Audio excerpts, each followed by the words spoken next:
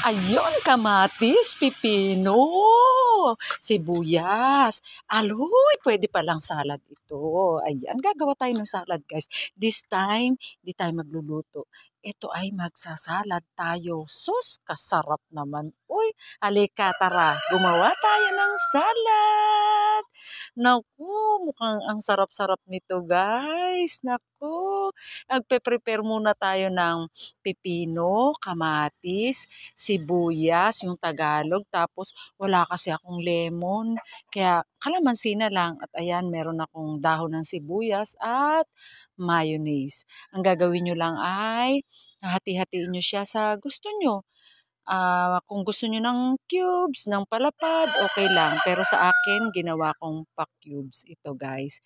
Ayan, tinanggal ko yung buto ng kamatis. At ilagay na natin sa isang bowl.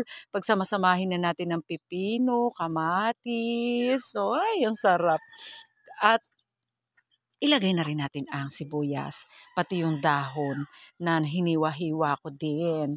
Tapos guys, ayan, nailagay ko ng lahat. Lagyan nyo ng paminta, yung durog na paminta. Depende sa inyo kung gaano karami.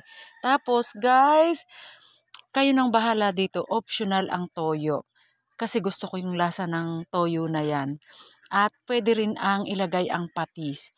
At nilagyan ko na siya ng juice ng kalamansi. At ilagay na natin ang mayonnaise. Dagdagan nyo ng mayonnaise kung gusto nyo ng mas masarap pa na lasa. Pero sa akin kasi tama na yun. Yung mayonnaise na yun. Kasi konti lang yung ginawa ko, guys. Pang breakfast ko lang. Oh, nakita nyo naman, oh. Kung gaano kaganda ang sarap nito, guys.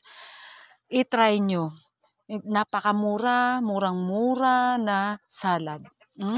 Tikman na natin.